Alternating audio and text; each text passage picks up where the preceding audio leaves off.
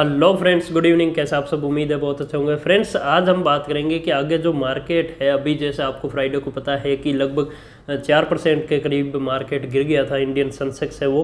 तो इसके अंदर एक बात है वो सबके दिमाग में आती है कि क्या ये गिरावट जारी रहेगी या फिर ये गिरावट हुई क्यों। सबसे पहले हम जो विश्लेषण वाली बात है कि इसमें देखेंगे कि गिरावट हुई क्यों। तो सबको ये पता है कि अमेरिका में जो बॉन्ड यील्ड है उसको बढ़ा दिया गया है। तो इसका सीधा सीधा असर ये होता है कि जो अपना इक्विटी मार्केट का पैसा है वो जो निवेशक है FIIs वो निकाल के और अपने ही कंट्री में बॉन्ड मार्केट है उसके अंदर इन्वेस्ट करेंगे, क्योंकि वहाँ पे फिक्स इंटरेस्ट है वो मिलेगा और 10 साल के लिए बढ़ा दिया गया है। तो आपको पता है कि वहाँ पे एक सिक्योरिटी है वो बन जाती है। सबके मन में ये रहता है क्योंकि बॉन्ड के जो इंटरेस्ट है फिक्स कर दिए जाते हैं, तो के बाद वो जो इंटरेस्ट है आपको उसी तरह से मिलने लग जाते हैं। अब यहाँ पे दूसरा जो फर्क पड़ता है वो है कि बॉन्ड यील्ड जब भी बढ़ता है तो इक्विटी मार्केट डाउन क्यों होता है, सबसे बड़ी बात है। तो यहाँ पे इक्विटी मार्केट में जो श्योरिटी रहती है रिटर्न्स की वो कम रहती है। और आपको पता है कि अभी इक्विटी मार्केट का वैल्यूएशन है वो बहुत ज़्यादा हाई हो रखा है। हाई क्यों हो रखा है? सबके मन में ये थी कि जो अभी बजट लॉन्च होना है उसके अंदर नए टैक्सेस वगैरह आएंगे, सारी बातें आएंगी, लेकिन जो इंडिविजुअल इन्वेस्टर है उसके ऊपर ऐसी कोई भी बात नहीं है। और FIIs को यहाँ पे लालच दिया गया है इंडिया के अंदर कि वो बहुत ज़्यादा खरीदारी करे ताकि मार्केट है वो इस्टेब्लिश रहे। और गवर्नमेंट जो अपनी जो मंशा है, गवर्नमेंट की जो कंपनियाँ बेच रही है, जो हिस्सेदारी गवर्नमेंट में अभी ये चल रही है कि हम जो कंपनियों को प्राइवेटाइजेशन है वो करेंगे और जो निजीकरण है उसको बढ़ावा देंगे। तो ये सारी बातें हैं वो एक ही तरफ इशारा करती है कि कैसे भी करके मार्केट को ऊपर ही रखा जाए, ना कि डाउन आने दी जाए। क्योंकि अगर मार्केट डाउन होगा उसके बाद अगर गवर्नमेंट अपनी कंपनियों का IPO लॉन्च करती है तो वहाँ पे अच्छा वैल्यूएशन है उस IPO का नहीं मिल पाएगा। लेकिन एक जो आप सोची समझी एक बात समझ लीजिए कि एक बढ़िया इकोनॉमिक चलाने वाला व्यक्ति हमेशा यही सोचता है, एक बढ़िया कंपनी चलाने वाला। अब यहाँ पे गवर्नमेंट व्यापार कर रही है, ये सबको पता है कि गवर्नमेंट अपने व्यापार के भलाई के लिए सोचेगी।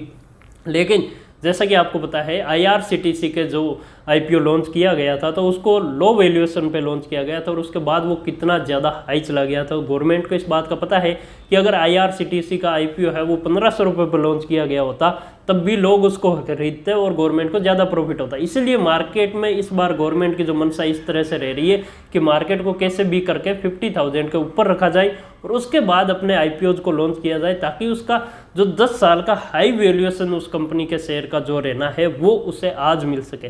आगे नेक्स्ट ईयर 10 साल में जितना हाई वो कर सकती है कंपनी, जितना अच्छा परफॉर्म कर सकती है, उसमें अगर उस शेयर की वैल्यूएशन वो रहनी है तो वो उसको आज गवर्नमेंट को है वो मिल सके। इसके अंदर हम डेटा विश्लेषण की बात करेंगे कि जो FIIs ने जो पैसे निकाले हैं वो किस तरह से निकाले, क्या निकाले। उससे पहले आपको एक दो बातें हैं वो बता देता हूँ कि अब इस चैनल के ऊपर अपने वीडियोज़ रेगुलर आते रहेंगे और आपको शेयर्स वगैरह की बातें हैं वो सारी अब रेगुलर मिलती रहेगी।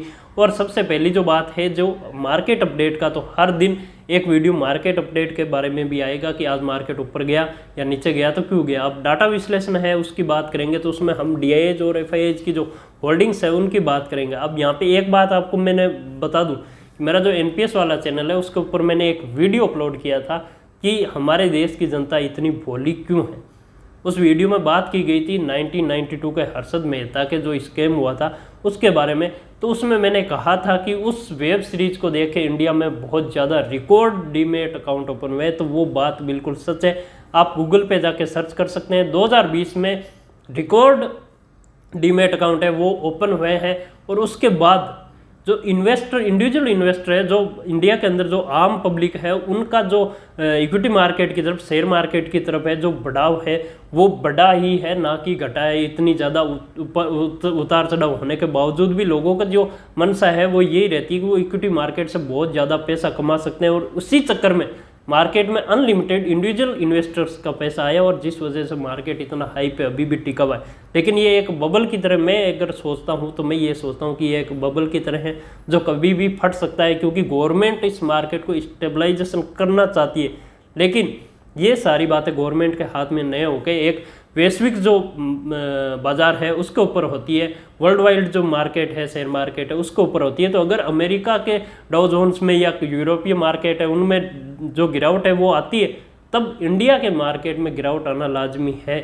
तो अगर अब आप एक बात ये भी समझे कि जो फ्राइडे को क्लोजिंग है वो हो गई और डिविडेंड यील्ड है वो इश्यू कर दी गई है, लेकिन अब मंडे को क्या होना है इस बात का मुझे भी एक अफसोस की बात है कि हो सकता है मार्केट बहुत ज़्यादा गिरे मंडे को। क्यों? क्योंकि आपके सामने एक बात जरूर आती है कि जब भी किसी भी तरह की न्यूज़ है वो मार्केट के अंदर आती है, अगर पॉजिटिव मार्केट सेंटिमेंट की तरफ आती है तो उस वीक को, पूरे वीक को मार्केट ऊपर की तरफ जाता है, और अगर नेगेटिव सेंटिमेंट की बात आती है तो मार्केट पूरे वीक को नेगेटिव की तरफ ही बढ़ता है। और इसके अंदर जो बढ़त वाली बात है, अभी जीडीपी के जो डेटा इश्यू हुए हैं, इन सब को देखते हुए ये ना लगता है कि हमें मजबूत एक इकोनॉमी है वो मिल रही है, ऐसा कुछ नहीं है।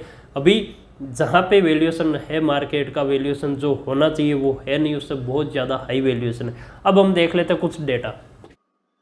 तो फ्रेंड्स आ गए हम सेंसेक्स के ऊपर। जैसा कि आपको पता है कि मैंने कहा था लगभग 4% के ऊपर है जो गिरावट है वो हुई है, 4% तक गिरावट हुई है, जो आप समझ सकते हैं 1939 अंक है वो सेंसेक्स गिर गया। लेकिन एक बात आप लास्ट 5 डेज की देखेंगे तो इसमें एक आप समझ सकते हैं कि एक शेप बन रहा है एक अलग ही तरीके का, जो हाई मार्केट से डायरेक्ट लो की तरफ ही आ रहा है बिल्कुल। तो इसमें अगर आप देखें तो एक बात आपके ध्यान में आएगी डाउ जोन्स की। डाउ जोन्स आप देखेंगे तो उसमें भी एक आप एक अलग शेप है, उसको देख सकते हैं कि डायरेक्ट मार्केट डाउन की तरफ ही 2 दिन से बढ़ा हुआ जा रहा है, और ये भी लगभग 1029 अंक है वो डाउ जोन्स गिरा है। अब यहाँ पे एफआईआईज एंड डीआईएज की जो होल्डिंग्स की बात है वो सबके मन में एक ही तरह से आती है कि जो अभी भी एफआईआईज की जो परचेज है वो प्लस में आ रही है, परचेज में आ रही है 42,000 करोड़ की इस महीने की, पूरा अगर हम डेटा विश्लेषण करते हैं तब।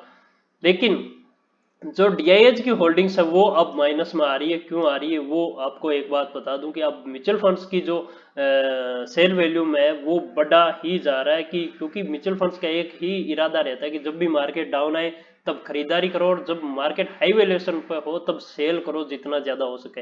वो भी बातें इसके अंदर आ जाती है। अब यहाँ पे जो फ्राइडे की डाटा की बात है 26 फरवरी की, तो यहाँ पे अचानक से लगभग 8,295 करोड़ की सेल है वो ज्यादा की गई है।